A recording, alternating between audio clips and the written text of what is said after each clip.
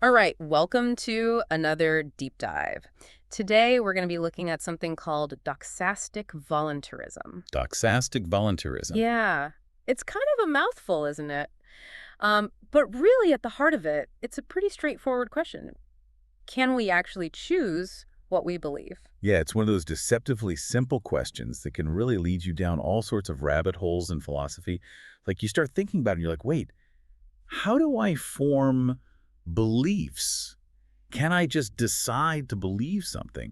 And gets into all these issues about knowledge, evidence, even free will. And faith, too, which we'll definitely get into later. I mean, we all have those moments where we're like, I wish I could believe that, or I really shouldn't believe this, but I can't help it. So that's kind of the territory we're going to be exploring. Absolutely. It gets right to the heart of how we think and what it means to believe something. And for this deep dive, we're going to be using a fantastic resource from the Stanford Encyclopedia of Philosophy. It's their entry on, you guessed it, doxastic voluntarism. It's a really in-depth article. It lays out all the major arguments, the historical back and forths, the contemporary debates. It's really everything you need to understand this topic. So today, our mission, should we choose to accept it, is to really get into the nitty-gritty of doxastic voluntarism. What are the main arguments for it? What are the main arguments against it? And how has this whole debate played out throughout the history of philosophy? Yeah, and maybe even more importantly, why should we care? What are the implications of all this for how we live our lives, how we make decisions, how we understand ourselves and the world around us? Okay, so let's start with maybe the most intuitive argument against doxastic voluntarism, what's often called the involuntarist position. And it really starts with this simple challenge.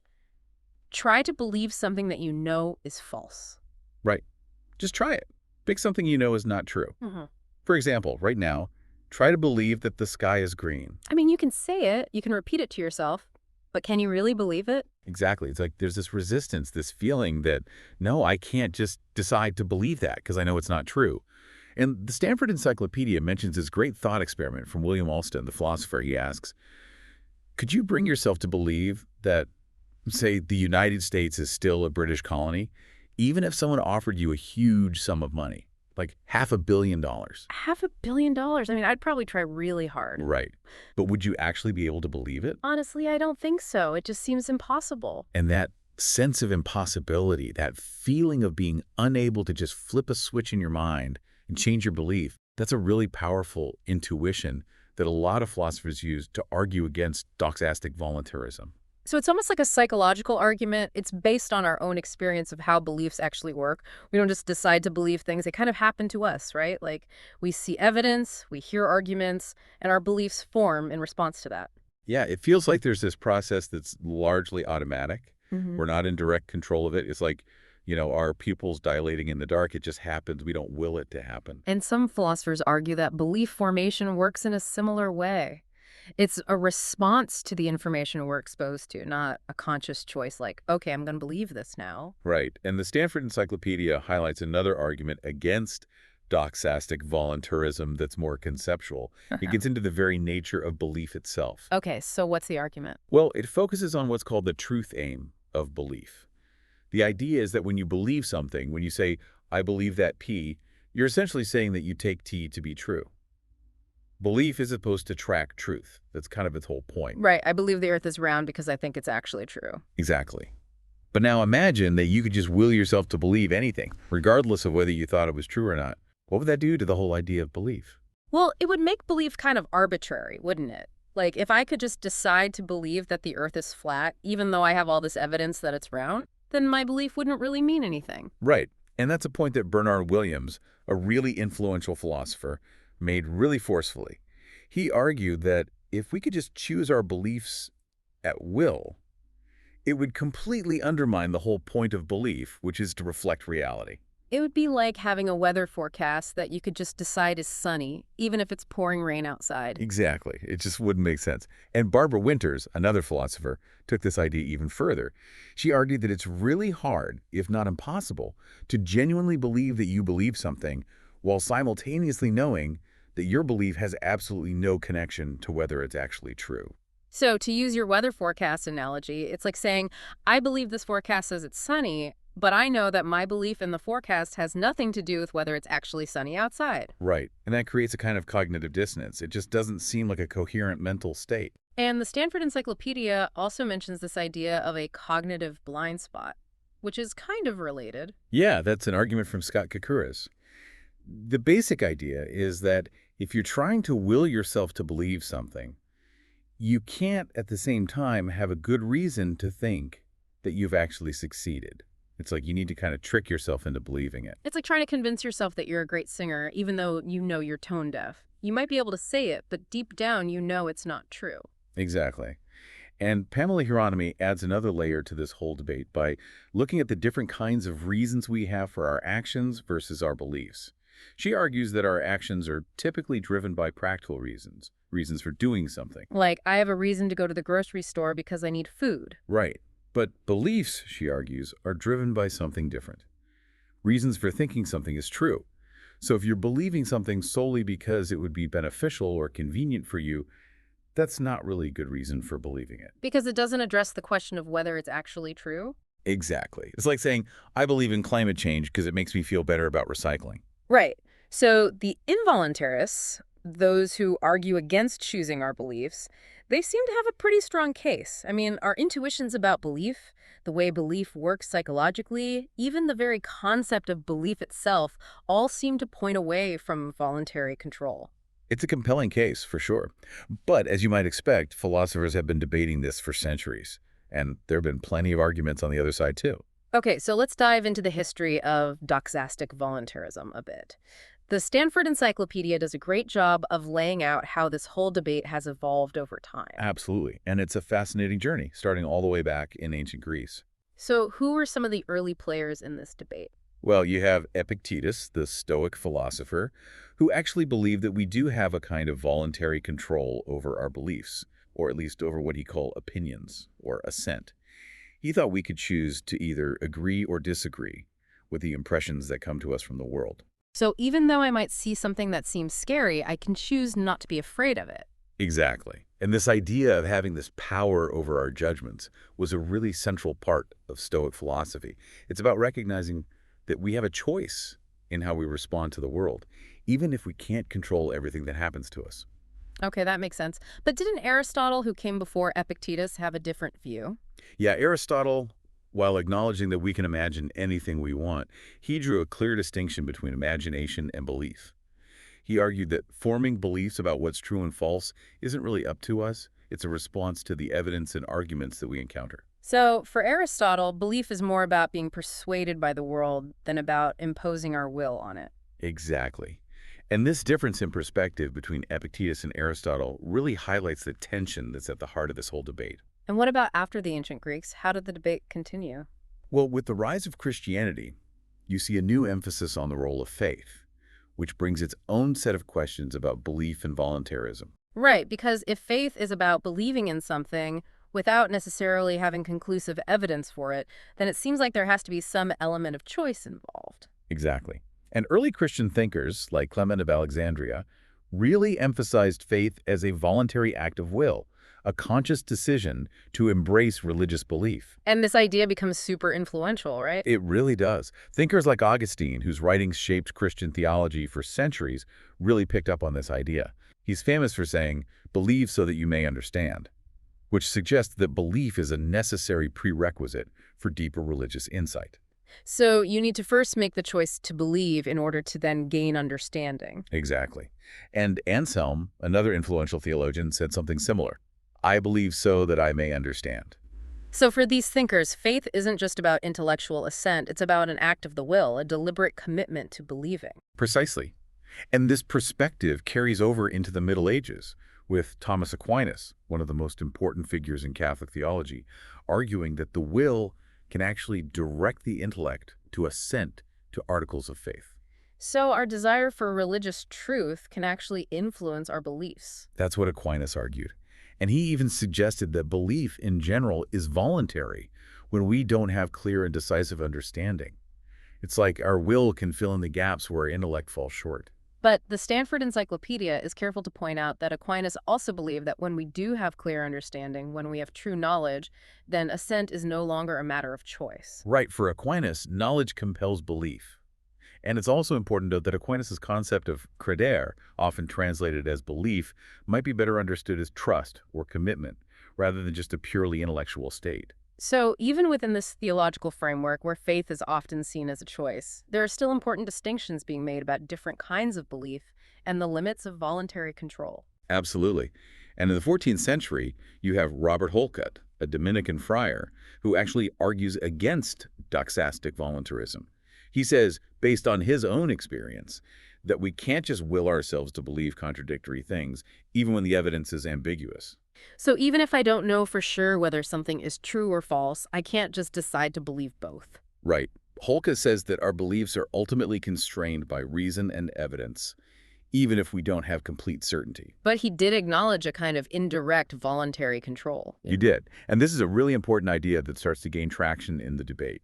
It's the idea that, well, we might not be able to directly choose our beliefs. We can still influence them indirectly by, for example, choosing what evidence we expose ourselves to or how we interpret that evidence. So, like, if I only read news sources that confirm my existing biases, I'm indirectly shaping my beliefs, even if I'm not consciously choosing to believe everything I read. Exactly. And then in the 17th century, you have René Descartes, who's often considered the most famous proponent of doxastic voluntarism. Descartes, the I think, therefore I am guy. The very same. Yeah. And for Descartes, the act of affirming or denying a proposition, what he called assent, was a direct act of the will. He believed that we have this power to either accept or reject any idea that comes to our mind. But if we have that much control, wouldn't we always choose to believe things that are true and beneficial? Well, Descartes' answer is that we do have this power, but we don't always use it wisely. He thought that error in judgment comes from our will, assenting to ideas that aren't perfectly clear and distinct. So it's not that we're lacking the ability to choose true beliefs, it's that we sometimes make the wrong choices. Exactly, and this is all tied up with Descartes' broader views on free will and the nature of the mind. But it's important to note that there's a lot of debate among scholars about how far Descartes' voluntarism actually goes. Okay, so maybe he didn't think we have complete control over every single belief. Right. Some scholars argue that Descartes was more of a compatibilist, meaning that he believed that voluntary control over belief is compatible with our beliefs, also being influenced by factors outside our direct control, like our experiences and our reasoning processes. And how did other philosophers react to Descartes' ideas? Well, in the early modern period, you see a bit of a backlash against doxastic voluntarism, with thinkers like Locke and Hume arguing that our experience actually shows that our beliefs are largely determined by our perceptions, our habits, and our imagination, rather than by direct acts of will. So it's more about how the world impresses itself upon us than about us consciously shaping our beliefs. Exactly. And Locke even used this idea to argue for religious tolerance, saying that it's wrong to punish people for their beliefs because they can't just choose to believe something different. That makes sense. You can't force someone to believe something they don't. Right. But Locke did acknowledge that we have some indirect control over our beliefs by choosing what information we expose ourselves to and how we think about it. And he also thought that we might have a limited form of direct control in cases where the evidence is truly ambiguous, where there's no clear right or wrong answer. So there's some wiggle room there, some space for choice. Yeah. And Hume, who's famous for his skepticism, also argued against direct voluntary control over belief.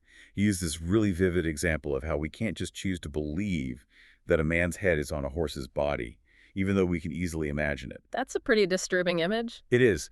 But his point is that there's a difference between imagining something and actually believing it.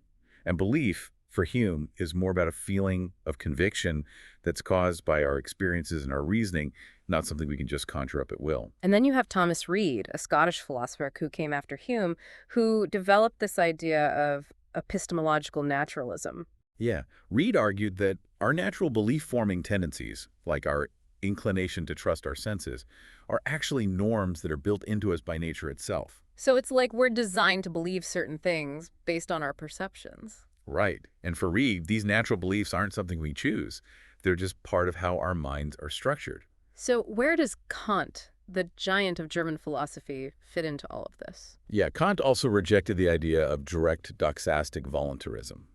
He famously said that the will can't stand against convincing proofs. Meaning that if you have really strong evidence for something, you can't just will yourself to believe the opposite. Right. And Kant thought that if we could just choose our beliefs at will, we'd all likely end up believing whatever was most convenient or pleasing to us, regardless of whether it was actually true. We'd all be living in our own little fantasy worlds. Exactly.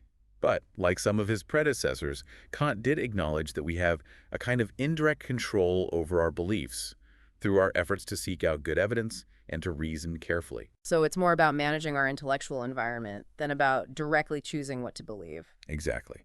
And then, in the 19th century, you have Kierkegaard, who brings back a kind of voluntarism, especially when Eh. it comes to religious faith. Right, Kierkegaard, the existentialist philosopher. The very same.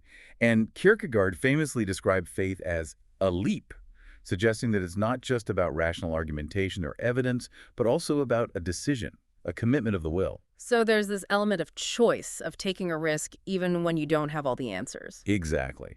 And this idea of faith as a leap really resonates with a lot of people's religious experiences, where belief often involves going beyond what could be strictly proven or disproven. Okay, so that brings us to more contemporary discussions of doxastic voluntarism. What are some of the main arguments that philosophers are making today? Well, the Stanford Encyclopedia highlights several different approaches. One is what's called epistemic permissivism. Epistemic what now? Epistemic permissivism. It's a bit of a mouthful, but the basic idea is that sometimes the evidence we have doesn't point to a single uniquely rational belief. Instead, there might be multiple different beliefs that are all reasonably supported by the evidence. Okay, so it's not about just believing anything you want. It's about having a choice when the evidence itself is open to multiple interpretations. Exactly. And philosophers who defend this view, like Robert Genet and Jennifer Nagel, argue that in these cases of evidential ambiguity, we actually do have a genuine choice about what to believe. So it's like being a juror in a trial where the evidence is circumstantial. You could reasonably vote to convict or acquit based on the same evidence. Right. And Genet gives other examples too, like a poker player trying to decide whether to believe an opponent's bluff or someone wondering if they actually locked their front door before leaving home. Situations where you have to make a judgment call based on incomplete information. Exactly. And Blake Rober, another philosopher, takes us even further, arguing that in cases where the evidence is perfectly balanced, what he calls equipollent cases, we might actually have the freedom to just choose to believe something. So if there's no rational reason to favor one belief over another, then it's up to us. That's Rober's argument. And he even addresses a counter-argument from Mark Sylvan, who says that even if you could choose to believe something in such a case, it would still be irrational because it's not based on any good reasons. But Rober says that even irrational beliefs can be voluntary, right? That's his point. And what seems to be key for this whole permissive voluntarism idea is the perceived permissiveness. If we believe that the evidence allows for multiple reasonable options, then that might open the door for voluntary choice, even if, from an objective standpoint, the evidence actually favors one belief over the others. It's like if you believe that both Coke and Pepsi are equally good, then you're free to choose whichever one you prefer, even though objectively one might be slightly better than the other. Exactly. Is your subjective perception of the options that matters for this kind of voluntarism. But the Stanford Encyclopedia does raise a question about how often we actually find ourselves in these perfectly balanced evidential situations. I mean, most of the time, don't we have at least some reasons to favor one belief over another? That's a fair point. And it leads us to another contemporary defense of voluntarism, which is called doxastic compatibilism. Doxastic compatibilism. That sounds familiar. It's similar to the idea of compatibilism in the free will debate. Just like compatibilists about free will argue that free will is compatible with determinism, doxastic compatibilists argue that voluntary control over belief is compatible with our beliefs also be influenced by factors outside our direct control. So it's not an all or nothing thing. We can have both voluntary and involuntary aspects to our belief formation. Exactly. And one of the main proponents of this view is Matthias Stoop, who argues that a lot of our beliefs actually meet the criteria for free action that compatibilists use.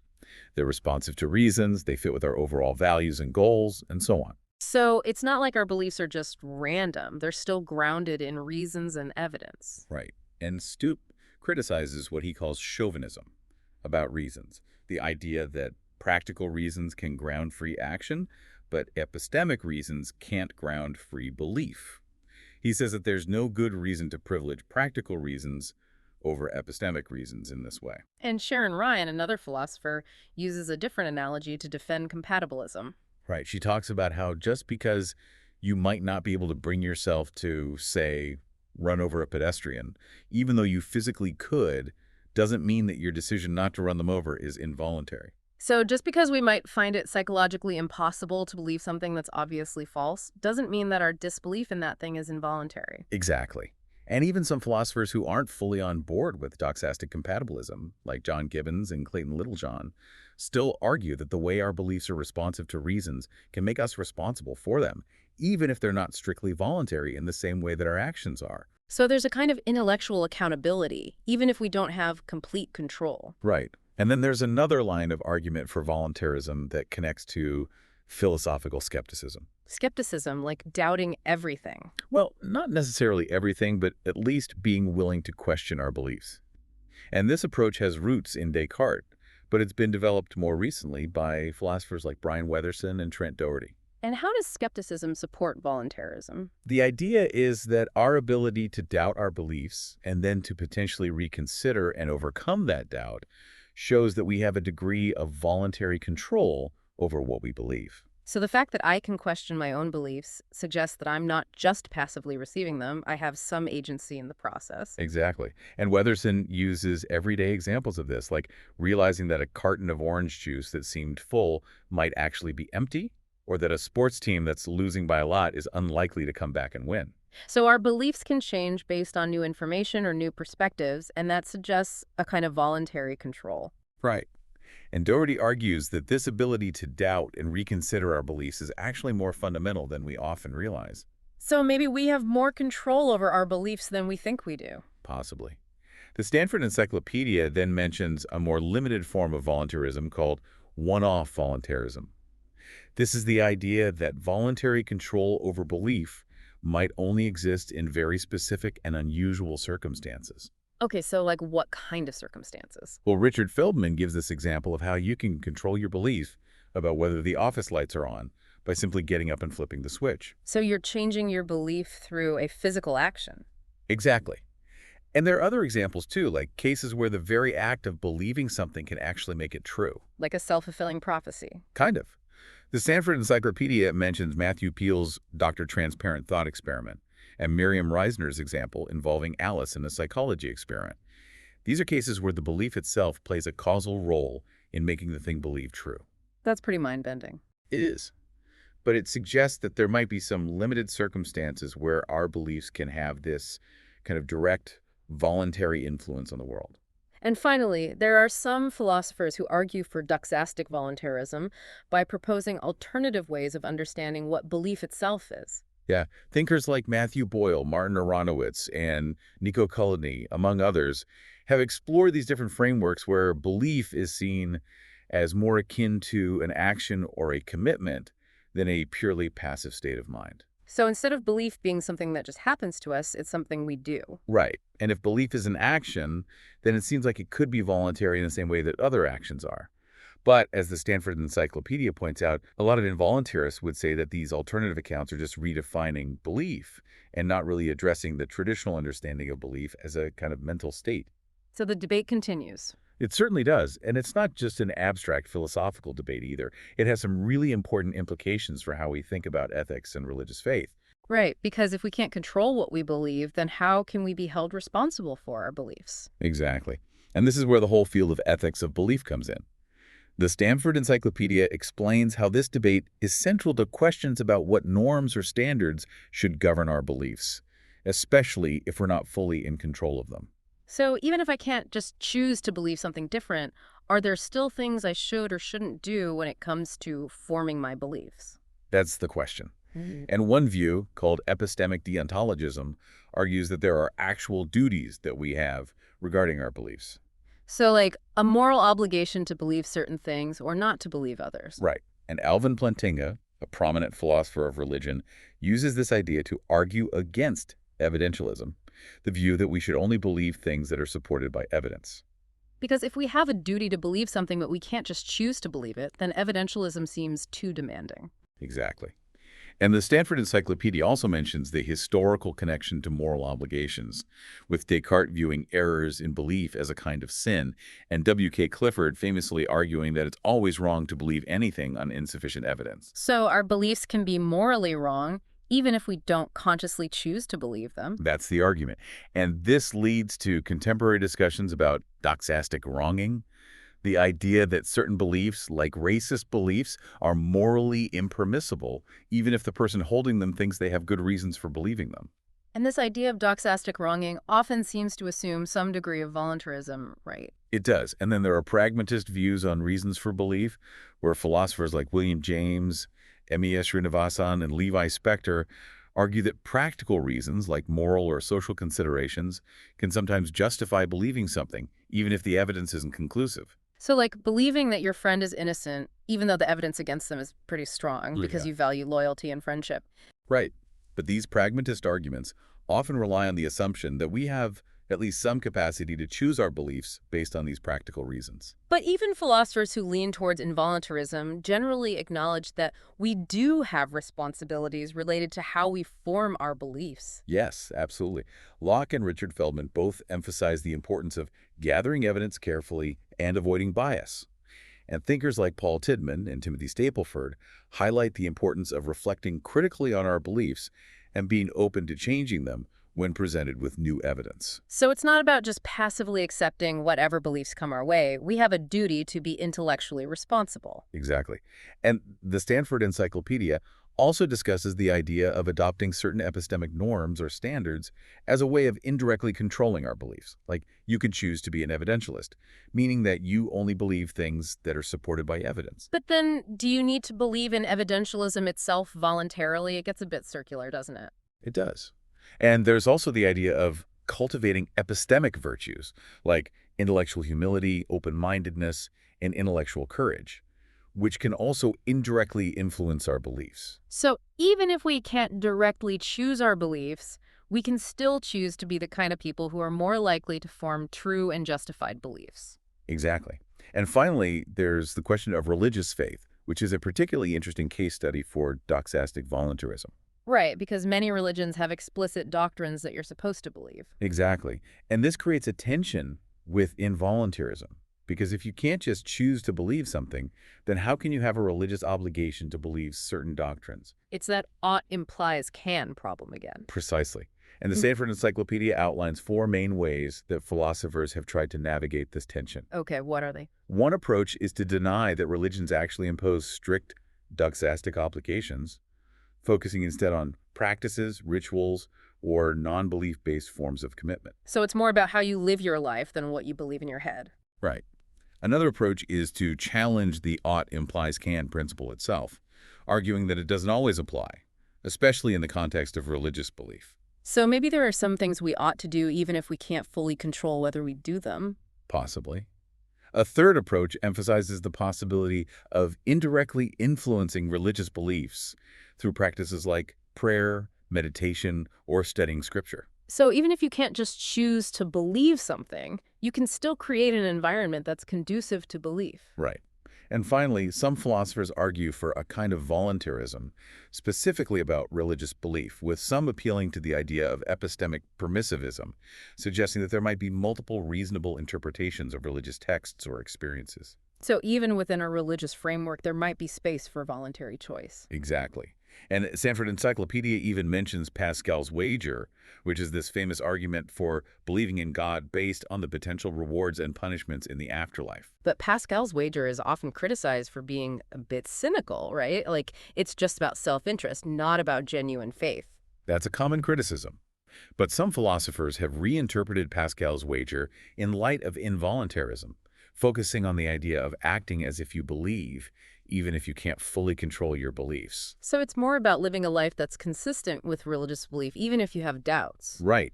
And this idea of acting as if can actually apply to a lot of different areas of life, not just religion. It's about recognizing that even if we don't have complete control over our beliefs, our actions can still reflect the values and commitments that we hold dear. So after this deep dive into doxastic voluntarism, I think the main takeaway is that it's a really complex issue with no easy answers. Absolutely. We've seen how our intuitions about belief, the psychology of belief formation, the very concept of belief itself, all point in different directions. And we've explored a whole range of philosophical perspectives from ancient Greece to the present day, with thinkers arguing both for and against the idea that we can choose what we believe. And we've seen how this debate has implications for how we think about ethics, responsibility, and religious faith. So for you, our listener, we hope this deep dive has given you a better understanding of the different facets of this fascinating and enduring philosophical puzzle. And maybe even more importantly, we hope it's given you some food for thought about your own beliefs. When you examine your own beliefs, where do you see the line between being compelled by evidence and exercising some form of choice? And how does understanding this distinction influence how you approach forming new beliefs or evaluating the beliefs of others? These are the kinds of questions that keep philosophers up at night, and we encourage you to keep exploring them. And if you want to delve even deeper into this topic, we highly recommend checking out the Stanford Encyclopedia of Philosophy entry on Doxastic voluntarism. It's a great resource. And as always, thanks for joining us on this deep dive.